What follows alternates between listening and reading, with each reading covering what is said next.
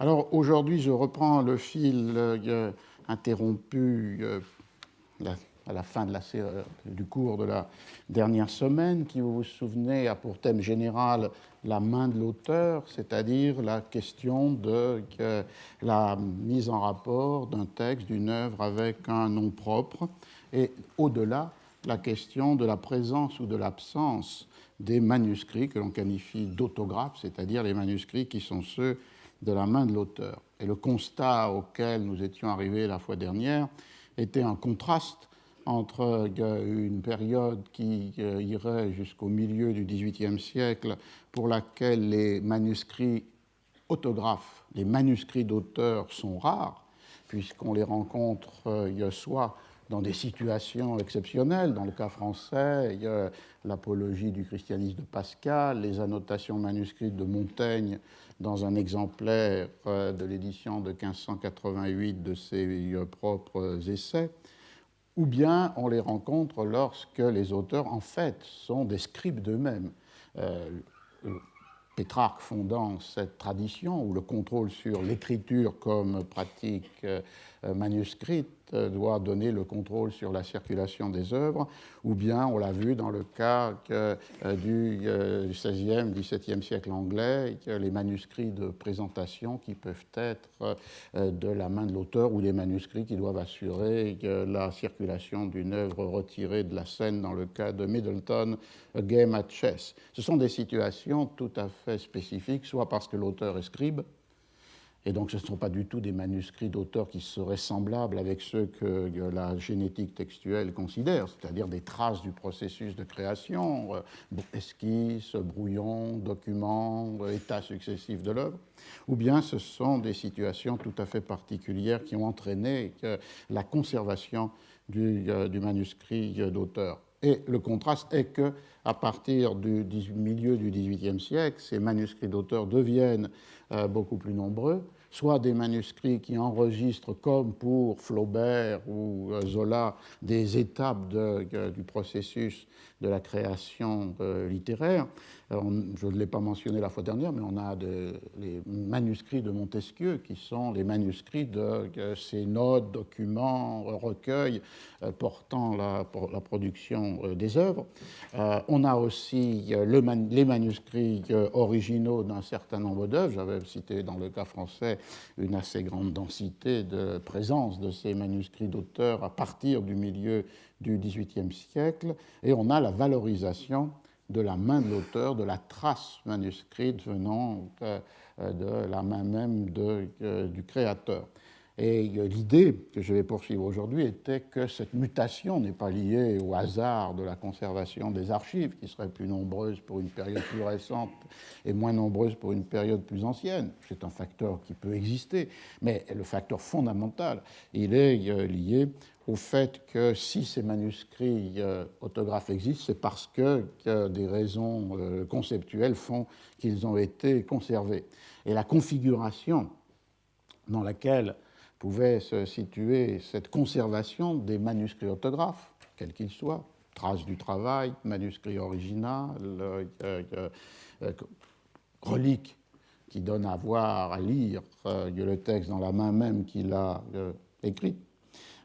Cette configuration se référait à ces mutations du milieu du XVIIIe siècle, avec des dates plus ou moins différentes selon l'Angleterre, la France ou l'Empire allemand, mais qui inscrivaient la production intellectuelle ou littéraire dans un nouveau paradigme, où ce qui devenait fondamental était l'individualité, la singularité de l'auteur, l'originalité de l'œuvre et la propriété sur l'œuvre qui était assignée à son auteur et qui pouvait être transmise au libraire-éditeur qui l'avait acquise par cette relation avec l'auteur.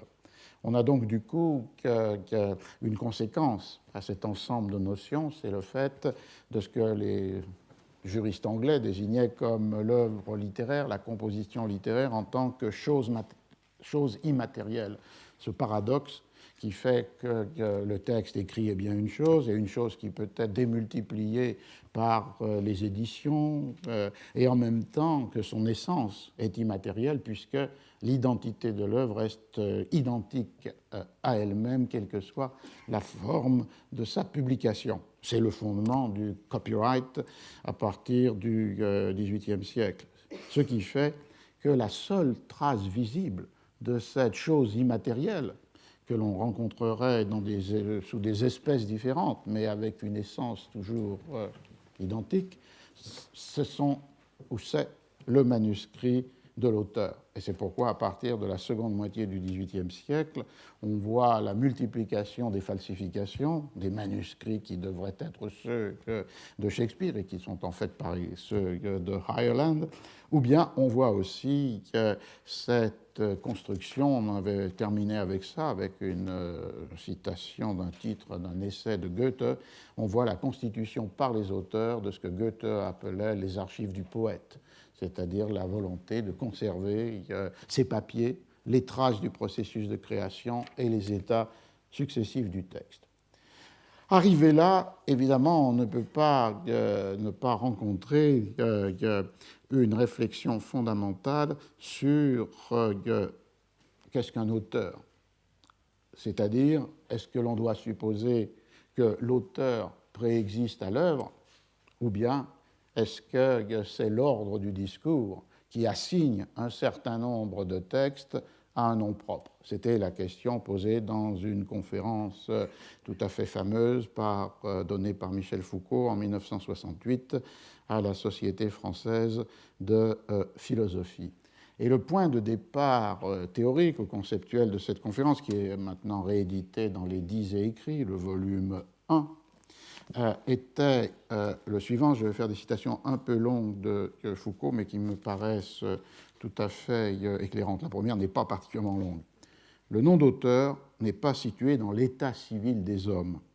Il n'est pas non plus situé dans la fiction de l'œuvre, il est situé dans la rupture qui instaure un certain groupe de discours et son mode d'être singulier, c'est-à-dire des discours qui sont assignés à un nom propre, opposés à des discours qui peuvent circuler tout à fait avec le régime de l'anonymat. On pourrait dire par conséquent qu'il y a dans une civilisation comme la nôtre un certain nombre de discours qui sont pourvus de la fonction auteur, tandis que d'autres en sont dépourvus. Une lettre privée peut bien avoir un signataire, elle n'a pas d'auteur. Un contrat peut bien avoir un garant, il n'a pas d'auteur. Un texte anonyme que l'on lit dans la rue, sur un mur, aura un rédacteur, il n'aura pas un auteur. On voit donc la distinction qui est que l'auteur devient une fonction de certains discours opposée au fait que tous les textes ont été écrits par quelqu'un, signataire, garant ou rédacteur. Et la conclusion de ce point clé, la fonction auteur est donc caractéristique du mode d'existence, de circulation et de fonctionnement de certains discours à l'intérieur d'une société. Alors, on a là donc une distinction tout à fait essentielle et qui renvoie non pas à l'évidence que quelqu'un a écrit un texte et que tous les textes ont été écrits par quelqu'un, ou ne renvoie pas non plus à l'évidence que tout écrivain est forcément un auteur. On voit ici des exemples où la pratique de l'écriture n'entraîne pas la qualification comme auteur. On est donc devant une assignation de l'œuvre ou du texte au nom propre, ou du discours au nom propre, comme résultat d'une série d'opérations qui ont pour but de donner cohérence et unité à un ensemble de textes qui deviennent une œuvre. Et ces processus sont évidemment liés à un certain nombre de décisions qui feront l'objet de mon analyse. Ce sont des processus à la fois de sélection et d'exclusion. Lorsque Foucault voulait résumer les caractéristiques pour lui de la fonction auteur, vous voyez, l'essentiel était de se mettre à distance d'une évidence immédiate mais fallacieuse, qui serait de penser que l'auteur existe avant l'œuvre. Et lorsqu'il voulait repérer quelles étaient les caractéristiques de cette fonction auteur comme fonction du discours, il résumait son argument de la façon suivante. La fonction auteur est liée au système juridique et institutionnel qui enserre, détermine, articule l'univers des discours. Donc, c'est-à-dire ici le fait que ce que l'on pouvait évoquer pour le XVIIIe siècle, l'assignation comme propriété de l'œuvre à celui qui l'a créée est l'un de ces dispositifs juridiques et institutionnels qui fait émerger l'assignation de l'écrit au nom propre. Foucault évoquait aussi préalablement un autre dispositif juridique et institutionnel qui était celui de la censure, qui évidemment identifie les œuvres en les assignant au nom propre pour la condamnation à la fois du texte et éventuellement de qui l'a écrit. La seconde caractéristique était celle que j'ai mentionnée, c'est-à-dire elle ne s'exerce cette fonction auteur pas uniformément et de la même façon sur tous les discours, à toutes les époques et dans toutes les formes de civilisation. C'est une variable historique. Troisièmement, elle n'est pas définie par l'attribution spontanée d'un discours à son producteur, mais par une série d'opérations spécifiques et complexes qui vont découper à la fois ce qui fait œuvre et ce qui, comme écrit, est susceptible d'être assigné à un nom propre, et d'autre part qui vont découper dans l'existence d'un individu les faits qui sont pertinents pour le constituer comme auteur. Et le dernier trait, sur lequel je reviendrai à la fin, elle ne renvoie pas purement et simplement à un individu réel, elle peut donner lieu simultanément à plusieurs égos, à plusieurs positions sujets, que des classes différentes d'individus peuvent venir occuper. À partir du moment où il y a une fonction auteur, ce que vise la Foucault, c'est le fait qu'elle peut être occupée par des acteurs du processus de publication qui ne sont pas forcément l'auteur du texte. Il y a de nombreuses éditions à la fin du XVe siècle dans lesquelles le mot auteur désigne le libraire-éditeur. Antoine Vérard était très souvent présent dans les propres livres qu'il publiait comme auteur, au sens que c'est lui qui tenait la totalité du processus qui fait qu'un texte devient un livre. Donc la position d'auteur existe, mais elle est ici occupée par non pas celui qui a écrit le texte, mais celui qui a édité l'œuvre. Dans le castillan du XVIe, XVIIe siècle, l'auteur des comedias n'est jamais le poète ou l'écrivain de la pièce. Il est toujours celui qui, à la fois, a acquis le manuscrit, a loué le choral pour la représentation, a engagé la troupe, a décidé sur le décor ou sur les costumes. Donc le mot auteur, non pas toujours, peut-être j'exagère, on pourrait le trouver lié avec le nom du dramaturge, mais plus fondamentalement désigne cet organisateur du spectacle de la même façon qu'il désignait l'éditeur du livre. Un livre est plus qu'un texte et une représentation de théâtre est plus qu'une pièce. Donc on a cette idée-là que la position auteur peut être occupée par des acteurs sociaux qui ne sont pas ceux qui ont celui qui a écrit le texte. Et il y a d'autre part, dans cette même phrase, un deuxième élément qui est que dans le texte lui-même, et tout le monde le sait, la position de l'auteur peut être disséminée entre plusieurs jeux. Le jeu du narrateur dans une fiction n'est pas identique au jeu de l'auteur. Et de là, tous les débats, dont certains récents, sur savoir si l'on doit lire des fictions où un jeu apparaît comme étant, d'une manière directe ou indirecte, des autobiographies. Et l'indécision de cette attribution du texte à un jeu narrateur qui est fictionnel ou à un jeu empirique qui serait celui qui a écrit le texte. Donc les opérations auxquelles se réfère Foucault sont donc des opérations, comme il le dit, complexes et spécifiques. La première est évidemment celle qui vise à séparer à l'intérieur de tout ce qu'un individu a écrit ce qui peut être assignable à la fonction auteur. Quelque part, Foucault évoque les millions de traces écrites par un individu ou laissées après sa mort, et qu'est-ce qui peut être découpé à l'intérieur de cet ensemble comme étant l'œuvre et donc comme étant la la condition pour que l'individu devienne auteur, mais auteur de ce corpus particulier à l'intérieur de toutes les traces écrites qu'il a pu laisser. Le deuxième élément, c'est évidemment qu'est-ce qui est découpé à l'intérieur des milliers ou millions d'actions, si tant est qu'on pourrait les reconstituer d'une vie individuelle, comme pertinente pour construire la figure de l'auteur. Ce sont des traits théoriques ou conceptuels, mais qui ont des traductions immédiates. C'est-à-dire, quand vous éditez les œuvres, j'y viens à l'instant, d'un auteur, qu'est-ce qui fait la limite entre ce qui est considéré comme entrant dans l'œuvre et ce qui va être laissé de côté? Et d'autre part, pour la caractéristique des traits qui, dans une vie, sont pertinents pour définir une fonction, une position d'auteur, c'est là le choix de toutes les formes des biographies littéraires qui peuvent découper ou ignorer ou vont porter attention plus spécifiquement sur telle ou telle dimension de l'expérience, de la psychologie, de l'état social, etc. Donc la question que je voulais poser, c'est quand on a des archives littéraires, soit constituées par le poète lui-même, comme disait Goethe, soit constituées à partir de la conservation des traces du processus d'écriture et telles qu'on les rencontre aujourd'hui dans ces archives littéraires que l'on a évoquées, à Marbach, à Limec, à Reading, et il y a aussi l'équivalent pour l'Italie. Qu'est-ce qui change dans ces opérations lorsque ceux qui les opèrent ont ou disposent de ces archives littéraires?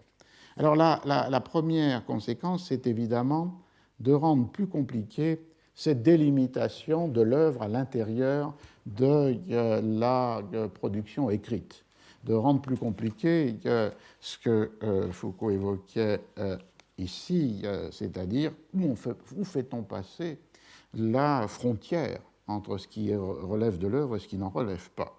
Je cite Foucault. Si un individu n'était pas un auteur, est-ce qu'on pourrait dire que ce qu'il a écrit ou dit, ce qu'il a laissé dans ses papiers, ce qu'on a pu rapporter de ses propos, pourrait être appelé une œuvre? Tant que Sade n'a pas été un auteur, qu'étaient donc ces papiers? Des rouleaux de papier dans lesquels, à l'infini, pendant des journées de prison, il déroulait ses fantasmes. Mais supposons qu'on ait affaire à un auteur. Est-ce que tout ce qu'il a écrit ou dit, tout ce qu'il a laissé derrière lui, fait partie de son œuvre? Problème à la fois théorique et technique. Quand on entreprend de publier, par exemple, les œuvres de Nietzsche, où faut-il s'arrêter? Il faut tout publier, bien sûr, mais que veut dire ce tout? Tout ce que Nietzsche a publié lui-même, c'est entendu. Les brouillons de ses œuvres, évidemment. Les projets d'aphorismes, oui. Les ratures également, les notes au bas des carnets, oui. Mais quand à l'intérieur d'un carnet rempli d'aphorismes, on trouve une référence, l'indication d'un rendez-vous ou d'une adresse, une note de blanchisserie, œuvre ou pas œuvre? Mais pourquoi pas? Et cela indéfiniment, parmi les millions de traces laissées par quelqu'un après sa mort, comment peut-on définir une œuvre? Vous voyez que là, Foucault raisonne sur deux registres. L'un qui est de considérer que des écritures ordinaires prennent de l'importance parce que des œuvres qui ne sont pas ordinaires ont qualifié un écrivain comme auteur, et à partir de ce moment-là, ce qui pour un individu qui n'est pas qualifié comme auteur serait sans importance historique, même si ça peut être un matériau pour les historiens, devient transformé. Et d'autre part, l'exemple de Nietzsche, qui commence avec les œuvres publiées, qui va dans le sens de la génétique textuelle en disant, bien sûr, si on publie les œuvres de Nietzsche, il faut publier aussi les esquisses, les brouillons, les aphorismes et les ratures, et qui ensuite débouche sur cette idée que dans des recueils manuscrits laissés par Nietzsche, qui sont des matériaux pour le processus de création intellectuelle, si l'on rencontre des textes qui apparemment sont très éloignés, que faut-il décider? Et on voit là, évidemment, la variation historique de ce découpage et le fait qu'elle est rendue plus complexe ou plus dense lorsque, justement, sont conservés ces carnets, ces brouillons, ces esquisses et ces écrits ordinaires. Le cas, évidemment, ne se pose pas, ou du moins pas dans cette même manière, pour Cervantes ou Shakespeare ou Molière, pour lesquels la question des millions de traces écrites laissées par l'individu après sa mort n'a pas de sens. puisqu'il y a quelques lettres de Cervantes, aucun document orthographe de Shakespeare, sauf peut-être son testament avec les deux écritures que j'évoquais, et pour Molière, rien. Donc, on est devant une question qui me paraît extrêmement importante dans la mesure où Foucault va ajouter que non seulement cette définition d'une position d'auteur directement liée à un certain ordre du discours et dans cet ordre du discours à certains genres, non seulement est un objet qui est posé comme problématique pour ceux qui décident des frontières des œuvres et des assignations d'auteurs, mais elle est aussi une contrainte ou une chance qui s'impose aux auteurs eux-mêmes. Et dans la conférence inaugurale au Collège de France, qui reprend pour partie les thématiques en les étendant de cette conférence « Qu'est-ce qu'un auteur ?», il évoque ce point-là, c'est-à-dire non pas les traces laissées comme un objet pour la critique ou l'édition, mais la position d'auteur comme le modèle de plus en plus occupé à partir du XVIIIe siècle par l'écrivain et non pas par l'éditeur, comme je l'évoquais pour le temps des incunables, sur les auteurs eux-mêmes ou sur ceux qui écrivent et qui s'inscrivent tout naturellement dans la position d'auteur. Ce passage donc de l'ordre du discours. Je pense que depuis une certaine époque au moins, l'individu qui se met à écrire un texte à l'horizon duquel rôde une œuvre possible reprend à son compte la fonction auteur. C'est-à-dire qu'il incorpore ces caractéristiques qui ont été construites finalement par un ordre. Ce qu'il écrit et ce qu'il n'écrit pas, ce qu'il dessine même à titre de brouillon provisoire, comme esquisse de l'œuvre, et ce qu'il laisse va tomber comme propos quotidien. Tout ce jeu de différence est prescrit par la fonction auteur telle qu'il la reçoit de son époque ou telle qu'à son tour il la modifie. Car il peut bien bouleverser l'image traditionnelle qu'on se fait de l'auteur, c'est à partir d'une nouvelle position de l'auteur qu'il découpera dans tout ce qu'il aurait pu dire, dans tout ce qu'il dit tous les jours, à tout instant, le profil encore tremblant de son œuvre. C'est-à-dire l'imposition d'une catégorie, effectivement, qui va donner un cadre pour la pratique d'écriture avec à ceux qui ont l'aspiration à être reconnus par l'ordre du discours comme auteur, c'est-à-dire par les institutions qui sont à l'œuvre dans ce fonctionnement de l'ordre du discours. Et la distinction de ce qui va être laissé de côté comme propos quotidien et de ce qui doit être constitué comme œuvre, y compris en incorporant la dimension de la génétique textuelle comme archive du processus de création, méticuleusement conservée par l'auteur, est évidemment une imposition historique d'une position et qui pouvait auparavant être totalement étrangère à la production des œuvres. Comme je le dis, ce n'est pas parce qu'il y a seulement le cours du temps que pour Cervantes, Shakespeare ou Molière, aucune de ces brouillons provisoires, esquisses de l'œuvre ou profils encore tremblants de l'écriture n'ont laissé de traces. C'est parce que la position d'auteur qui à ce moment-là est définie n'implique pas la constitution des archives du poète et n'implique pas nécessairement que les critères de singularité, originalité et propriété façonnent, délimitent le lieu et la pratique de l'écriture. Le point intéressant ici est que, ça rejoint peut-être des discussions sur ce qu'introduit dans cette position d'auteur la nouvelle technique de production, circulation et distribution des œuvres, c'est-à-dire le monde digital. L'intéressant est qu'à différents moments du temps, il y a des volontés de briser, soit d'une manière utopique, soit avec des mesures plus effectives, de briser cette position d'auteur. Foucault lui-même a plusieurs fois exprimé ce rêve utopique, il le qualifie quelque part de romantisme, qui consisterait à penser que l'ordre du discours, dans lequel un certain nombre d'œuvres, en particulier intellectuelles et littéraires, sont assignées à un nom propre et ont toutes les conséquences que je viens de dire quant à la conscience d'auteur qui habite celui qui entre en écriture, pourrait être dissipée et la pratique de l'écriture se déprendre de ce modèle d'identification et de contrainte. C'est ce que, par exemple, il exprimait à la fin de la conférence « Qu'est-ce qu'un auteur ?» lorsqu'il évoque ce qu'il appellera dans une autre version de cette conférence pur romantisme, je cite, « À voir les modifications historiques qui ont eu lieu, il ne paraît pas indispensable, loin de là, que la fonction auteur demeure constante dans sa forme, dans sa complexité et même dans son existence. On peut imaginer une culture où les discours circuleraient et seraient reçus sans que la fonction auteur apparaisse jamais. Tous les discours, quel que soit leur statut, leur forme, leur valeur, et quel que soit le traitement qu'on leur fait subir, se dérouleraient dans l'anonymat du murmure. On n'entendrait plus les questions si longtemps ressassées. Qui a réellement parlé ? Est-ce bien lui et nul autre ? Avec quelle authenticité, quelle originalité ? Et qu'a-t-il exprimé du plus profond de lui-même dans son discours ? Mais d'autres, comme celle-ci. Quels sont les modes d'existence de ce discours ? D'où a-t-il été tenu ? Comment peut-il circuler ? Qui peut se l'approprier ? Quels sont les emplacements qui y sont ménagés pour des sujets possibles ? Qui peut remplir ces diverses fonctions de sujet ? Et derrière toutes ces questions, on n'entendrait guère que le bruit d'une indifférence, qu'importe qui parle.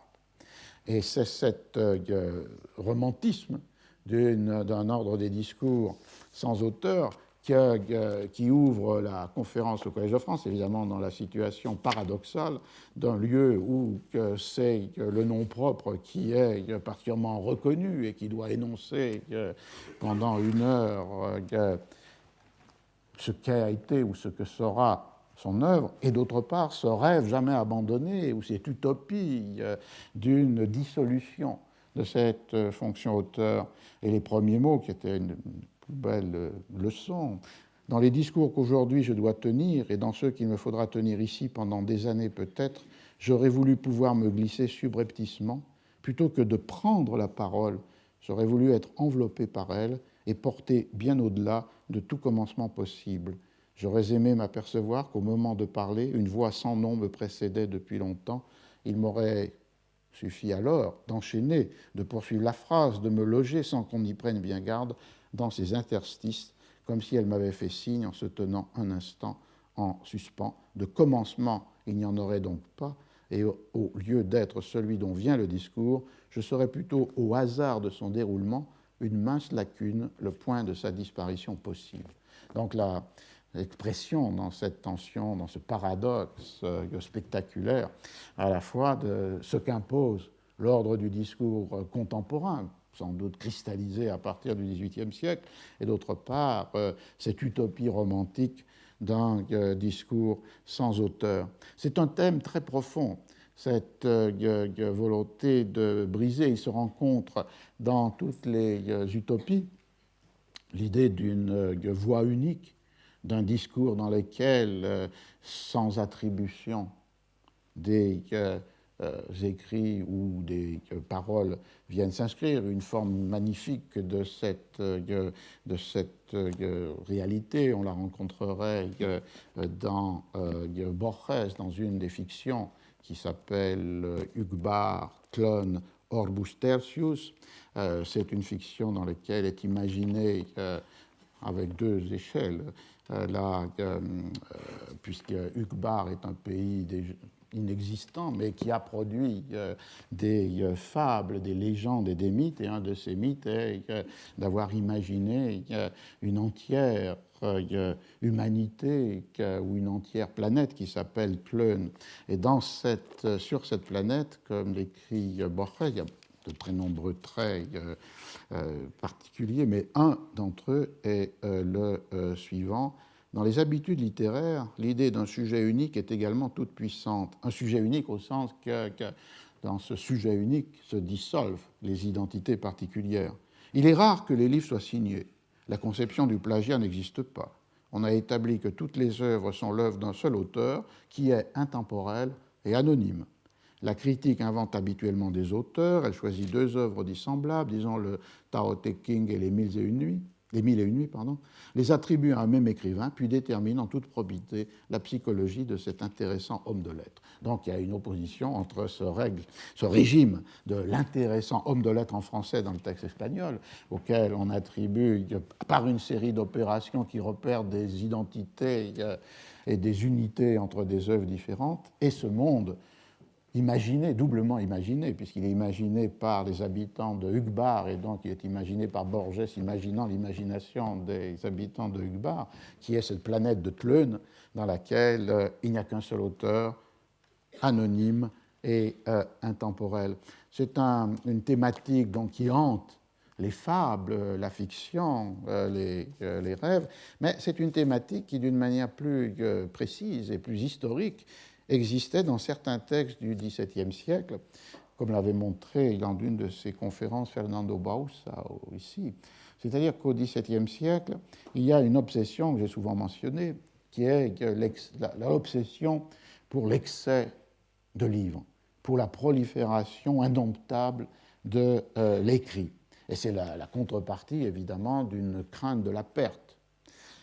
Et cette obsession pour l'excès de livres, elle peut être quelquefois exprimée dans une perspective où cet excès de livres est attribué au désir de très nombreux individus de devenir auteurs et d'avoir la gloire, parfois le profit, d'être auteur. Et dans une perspective qui était celle d'un certain nombre de projets de réforme des sociétés, inspirés d'ailleurs très largement par une économie mercantiliste, où l'essentiel est de ne pas faire sortir du royaume des quantités d'or et d'argent pour acheter des produits qui ne sont pas produits dans le royaume lui-même. Dans cette perspective-là, l'excès de lettrés en attente d'être auteur est l'une des raisons de la ruine des États, puisque ces lettrés s'éloignent des activités productrices, l'agriculture, la manufacture, qui est la condition de possibilité pour que le trésor ne soit pas dilapidé par l'achat de biens qui ne sont pas produits à l'intérieur. Il y a donc un lien très étroit entre cette visée où la puissance d'un État dépend de sa réserve en métaux précieux, et donc du coup dépend de sa capacité à maintenir cette réserve et donc de développer une production nationale. On pourrait dire qu'en France, cela correspondrait au colbertisme, une des variations du mercantilisme, et de l'autre côté, la condamnation d'un excès d'intellectuels qui sont en attente de positions d'auteurs et qui viennent par ce détournement de leur trajectoire par rapport aux activités productrices, mettre en danger la richesse de la nation et le pouvoir du prince. Et de là, dans beaucoup de textes de propositions de réforme, en Espagne on les appellerait arbitristas, ceux qui donnent des conseils, des avis au prince, on rencontre l'idée qu'il faut réduire cette production d'intellectuels qui, pour certains d'entre eux, trouvent à s'employer ou à rencontrer la gloire littéraire, mais qui, pour beaucoup d'entre eux, sont ce qu'un historien anglais avait appelé les intellectuels frustrés, qui n'ont pas les positions qui correspondent à leurs espérances. Donc, de là, très souvent, la proposition de réduire le nombre des collèges, le nombre des écoles où l'on apprend à écrire. Et de l'autre côté, c'est dans quelques textes, un texte espagnol que citait Fernando Bauzá du début du XVIIe siècle, l'idée qu'il faut réduire le nombre des livres en circulation en rassemblant dans des ouvrages anthologiques ce qui est utile dans cette masse d'écrits inutiles, et d'autre part que pour réduire la production à venir des livres, il faut imposer l'anonymat qui va donc détourner, puisqu'il n'y aura plus de gloire à écrire, pas même de profit, qui va détourner de la carrière des lettres ceux qui, du coup, resteront dans soit la carrière des armes, mais plus intéressant pour cette perspective arbitrista ou mercantiliste, dans les activités productrices tels que sont l'agriculture ou la manufacture. Et du coup, on trouve aussi là un plaidoyer, pour des raisons différentes, mais historiquement enracinées, pour la généralisation de l'anonymat et la destruction du nom d'auteur, y compris dans le cas du texte espagnol, pour les censeurs, puisque, comme vous vous souvenez, dans les livres du siècle d'or, les approbaciones sont publiées. Donc le nom du censeur apparaît.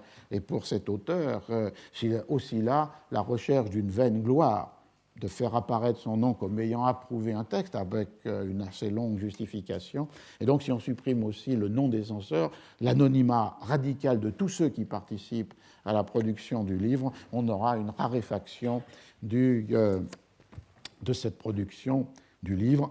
Et donc, l'anonymat est ici situé finalement un peu dans la même perspective, pour des raisons tout autres, dans la même perspective que la perspective dans laquelle Foucault situe la fonction auteur dans l'ordre du discours, puisque ce texte est habité par l'idée que dans toutes les sociétés, mais avec des modalités différentes, il existe une tension entre une irrésistible prolifération des discours et de l'autre côté, les dispositifs qui visent à les raréfier. Cette tension entre prolifération et raréfaction des discours est au cœur même de l'ordre du discours, et c'est la modalité foucaldienne de cette inquiétude que j'évoquais ici, historiquement fondée. Alors cette tension, elle peut évidemment aussi porter sur les œuvres elles-mêmes, la définition de l'œuvre elle-même, et d'autre part être modifiée par l'existence ou non des archives littéraires, de la présence de la main de l'auteur. Et le cas qu'il prend de Nietzsche est tout à fait symptomatique, puisqu'ici il le situe dans le processus de prolifération infinie du discours. Pourquoi pas? L'œuvre est l'ensemble des écrits, même ceux qui paraîtraient le plus éloignés d'une construction intellectuelle ou philosophique, que les aphorismes, les brouillons, les notes, les esquisses, les œuvres publiées, et puis finalement l'ensemble des papiers. Tout fait œuvre. Et le paradoxe, c'est que c'est justement dans le cas de Nietzsche que la présence d'archives littéraires peut conduire à cette raréfaction, puisque, comme l'a montré Mazzino Montinari, l'œuvre la plus fameuse de Nietzsche, pour le meilleur ou pour le pire, c'est-à-dire La volonté de puissance, est un ouvrage qui n'existe pas, au sens qu'il s'agissait pour la sœur de Nietzsche, Elisabeth Förster Nietzsche, de donner une forme de livre, une structure d'œuvre, la volonté de puissance, der Wille zur Macht, à des textes épars, des fragments, des notes, des esquisses, des aphorismes que Nietzsche n'eut jamais dans l'esprit l'idée de transformer en livre. De ce point de vue-là, l'auteur de La volonté de puissance est Elisabeth Förster Nietzsche, et dans ce sens-là, c'est aussi une forme de falsification ou de faux, en tous les cas de faux livres. Tout est de Nietzsche et le livre n'est pas de lui. C'est-à-dire ici qu'on voit qu'un processus de raréfaction de l'œuvre, si on écartait La volonté de puissance, geste sacrilège, mais qu'on écartait La volonté de puissance en considérant que ce n'est pas un livre de Nietzsche, donc ce n'est pas au sens plein une œuvre de Nietzsche, mais qu'il serait à déconstruire pour faire basculer les textes qui sont là rassemblés du côté des esquisses, des brouillons, des essais ou des recueils. On aurait là un mouvement inverse de celui que décrivait, sans doute avec son ironie habituelle, Foucault, et une note de blanchisserie commentant dans l'œuvre. On aurait ce mouvement tout à fait inverse. Ce qui est aussi intéressant, c'est le fait que quand il y a des archives de l'auteur lui-même peut jouer plus facilement avec la définition même de ce qu'il considère comme son œuvre et manipuler pour introduire ou retirer de ce qu'il qualifie, lui, d'œuvre, les textes qui, à différents moments de sa trajectoire, peuvent en faire partie ou en être exclus. L'auteur qui a le plus joué avec cette capacité de manipuler le corpus, le sien, c'est évidemment Borges, qui à plusieurs moments a délimité pour des œuvres complètes ou des obras completas son corpus qu'il considérait comme étant légitime. Et le point le plus clair était que pour lui, 3 livres qu'il avait publiés encore jeune, entre 1925 et 1928, devaient être retirés des œuvres complètes. Il s'agit des Inquisiciones, de El tamaño de mi esperanza et de El idioma de los argentinos. Il exclut de ces œuvres complètes publiées pour la première fois en 1974 par MSC à Buenos Aires ces 3 livres et prohibe, interdit toute réédition et toute inclusion de ces 3 livres des années 20, enfin la deuxième partie des années 20, dans ces œuvres complètes. Et ils furent réédités seulement entre 1993 et 1994 par la veuve de Nietzsche, de Borges. Les auteurs n'ont pas de chance parfois avec les ayants droit. Maria Kodama, qui, après au milieu d'une très grande controverse, a publié 7 ans après la mort de Borges ces 3 œuvres. Mais on le voit, lorsque Nietzsche intervient directement une seconde fois pour définir le contour des œuvres complètes, c'est avec un paradoxe qui ne pouvait que lui plaire, pour l'édition de la Pléiade, et en accord avec l'éditeur, qui est aussi le traducteur d'un certain nombre de textes, Jean-Pierre Bernès. Et les prologues de l'édition de la Pléiade sont extrêmement intéressants, parce qu'il y a d'une part cette remarque de Bernès dans son introduction. Jusque-là, Borges entreprenait les éditions de ses œuvres complètes pour supprimer des périodes et des pans entiers de sa production. Tout au long de sa vie, il a détruit et brûlé, il a érigé l'Inquisition en système d'écriture. Donc l'auteur comme inquisiteur de lui-même, supprimant, brûlant, créant une destruction de sa propre archive. C'est l'envers de Goethe, les archives du poète. Mais ici, les archives du poète supposent non seulement l'accumulation, mais dans cette accumulation, après, la destruction, la recherche des exemplaires imprimés pour les retirer du commerce ou des bibliothèques, et d'autre part, la suppression dans les œuvres complètes d'un certain nombre de textes. Mais l'ambivalence est claire, puisque d'un autre côté, et si cette édition en français des œuvres de Borges, évidemment, ne reprend pas les 3 livres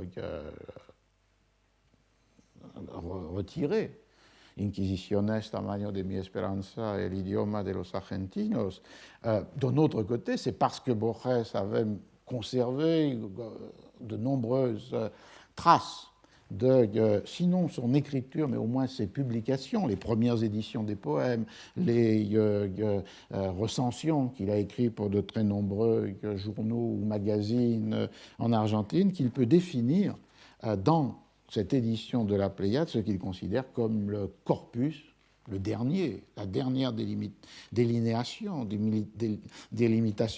de son corpus. Et la préface qui a été rédigé par Borges peu de temps avant sa mort, 19 mai 1986 à Genève, dit « Ce livre, c'est Borges qui parle, recueille ce que l'on veut bien appeler mon œuvre, ce que lui veut bien appeler son œuvre, mais qu'il le transfère sur une responsabilité extérieure, en même temps que les délimitations sont siennes.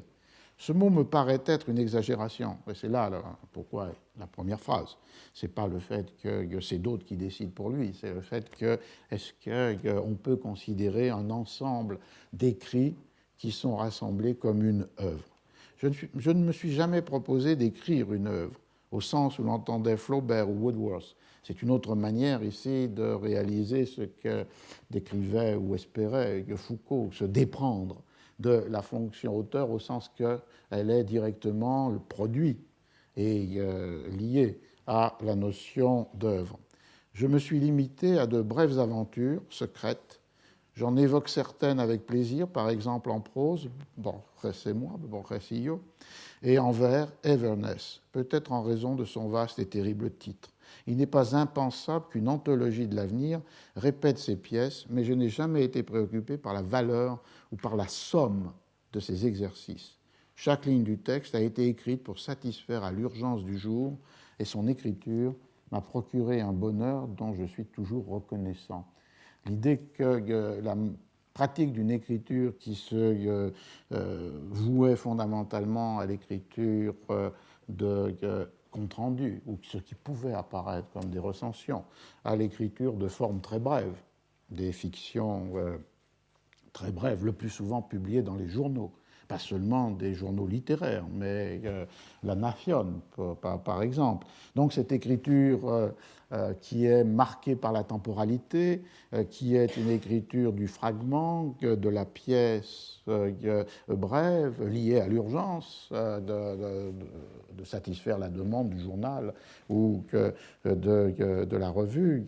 Ces exercices, comme il dit, qui peuvent prendre la forme des fictions, n'ont jamais été pensés, du moins c'est ce qu'il affirme ici, comme pouvant faire une somme, et cette somme pouvant être qualifiée d'œuvre. C'est une forme de l'écriture qui peut, à l'inverse ou à la différence du radical anonymat pour lequel parle Foucault, ou que l'on rencontre sur la planète de Tlön, à l'inverse de ce radical anonymat, c'est une autre forme, d'une certaine manière, de se déprendre des catégories dominantes de cet ordre du discours qui impose l'œuvre comme totalité et qui désigne du coup que l'auteur à partir de l'œuvre. Dans le cas qu'on vient de lire, pour Borges, l'écrivain préexiste au texte et donc du coup finalement il ne fait pas œuvre, alors que la mécanique qui fait que l'auteur est celle où l'œuvre le désigne comme tel. On voit donc le jeu possible sur la fonction auteur, la catégorie d'œuvre et le corpus de texte que l'auteur lui-même est capable de rassembler. Et dans cette édition de la Pléiade, il y avait beaucoup d'articles de journaux ou de recensions dans les journaux qui avaient disparu des œuvres complètes antérieures et sans doute indiquées par ou conservées par Borges pouvaient entrer dans le volume. Et de l'autre côté, comme le disait Bernès, la destruction est la condition de cette délimitation, le retrait des œuvres complètes, voire même leur destruction. Du coup, on a là une des premières conséquences sur la réflexion d'aujourd'hui de la présence de cette fonction d'auteur portée par la présence d'archives littéraires. La question que l'on peut poser, je vais terminer cette première séquence avec cela, c'est quel est l'effet rétrospectif de ces manières de penser qui supposent la présence d'archives littéraires lorsqu'elles sont transportées sur des œuvres ou des auteurs qui ont été produites ou qui ont vécu dans des temps où le manuscrit autographe n'est que très rarement existant.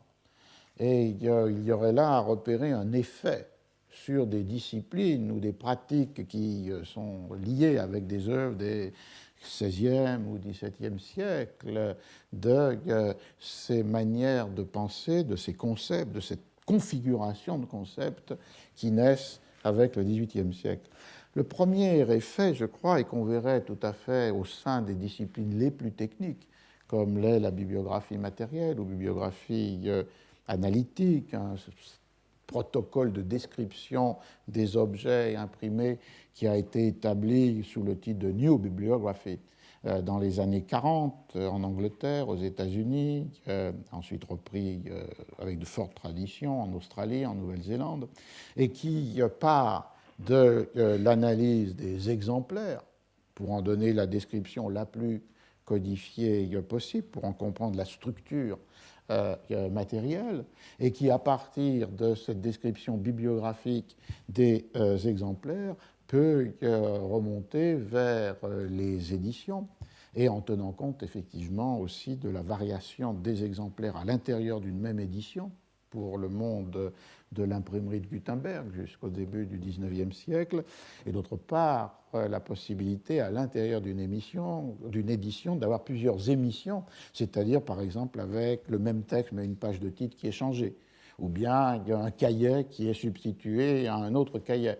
L'édition est toujours définie dans son unité, mais on peut parler de différentes familles d'exemplaires et qui ont été appelés issues aux émissions en français. C'est donc une discipline fondamentale pour l'établissement de bibliographie, fondamentale pour l'établissement de catalogues et fondamentale pour la compréhension du processus de publication des œuvres. Et le point le plus frappant est que cette discipline qui s'est cristallisée autour des problèmes infinis des éditions shakespeariennes, mais qui les a débordées pour d'autres auteurs et d'autres langues pour le XVIe, XVIIe siècle, qui ne peut travailler pratiquement qu'avec des objets imprimés, les très rares exceptions, et d'ailleurs souvent récusées dans leur pertinence par les plus orthodoxes des bibliographes, étant des archives d'imprimerie, qui sont très rares, comme je l'ai dit au début de ces deux cours, et qui permettent quelquefois, mais très rarement, de comparer les objets publiés par un atelier dans leur description morphologique et d'autre part les traces du processus de travail dans l'atelier, l'organisation du travail par exemple entre les compositeurs et les pressiers, le fait que dans un atelier ne travaille presque jamais sur un seul livre, mais qu'il y a la production en même temps de plusieurs livres et aussi d'ailleurs d'objets imprimés qui ne sont pas des livres. Donc toute cette analyse est possible, mais très rare, le cas majestueux ayant été proposé pour la fin du XVIIe et le début du XVIIIe siècle par Donald Mackenzie à partir des archives de Cambridge University Press, de la presse de Cambridge. Mais auparavant, presque rien n'est conservé. Donc, c'est une discipline qui est fondamentalement une discipline qui ne peut manier, analyser, étudier un processus de publication, voire un processus d'écriture, qu'avec les objets imprimés. Et pourtant, son obsession est l'obsession du manuscrit, c'est-à-dire d'une part l'obsession de l'identification du manuscrit qui aurait servi à la composition typographique, c'est-à-dire quel type de manuscrit était présent dans l'atelier typographique et qui était donné aux compositeurs pour composer les pages qui deviennent des formes pour l'impression des feuilles, et d'autre part, au-delà, est-ce qu'il est possible d'imaginer le premier manuscrit, le manuscrit autographe, le manuscrit original, the ideal copy text? Et cette tension est tout à fait symptomatique entre une discipline qui est sans doute la plus rigoureuse et la plus méticuleuse pour décrire les objets imprimés et qui sont pratiquement ses seules sources, et en même temps, les seules sources possibles pour reconstruire les processus que je disais, publication et écriture, et qui en même temps est hanté, obsédé par le manuscrit absent, par le désir de l'archive littéraire, mais toujours déçue, puisqu'elle n'existe pas, et qui permettrait de désigner si une pièce de Shakespeare a été imprimée à partir des fold papers, des papiers de Shakespeare, d'une copie au propre de ses brouillons, du livre de régie qui était utilisé pour les représentations théâtrales, pour une copie qui aurait été faite de ce livre de régie pour être offerte à certains protecteurs. Donc il y a une gamme étendue de possibilités et de multiples raisonnements pour lier la forme de l'édition imprimée avec tel ou tel de ces probables ou possibles manuscrits.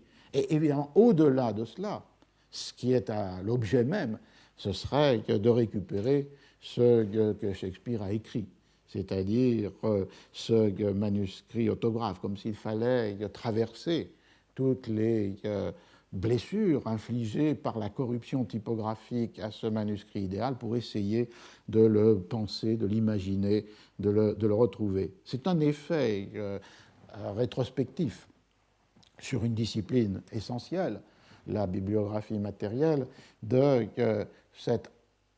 ce désir de présence d'archives littéraires absentes.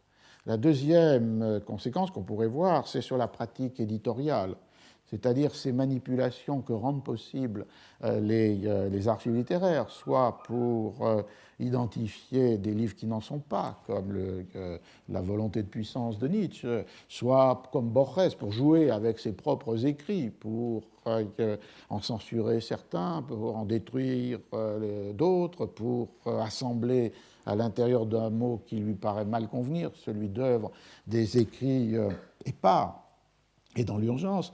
Tout cet ensemble de relations à l'œuvre, dans son contour ou ses contenus, évidemment, n'est pas possible avec les mêmes fondements pour les périodes 16e, 18e, ce qui n'empêche pas pour autant que des jeux avec les contours de l'œuvre et les assignations sont possibles en essayant d'imaginer ces archives inexistantes à partir des éditions imprimées.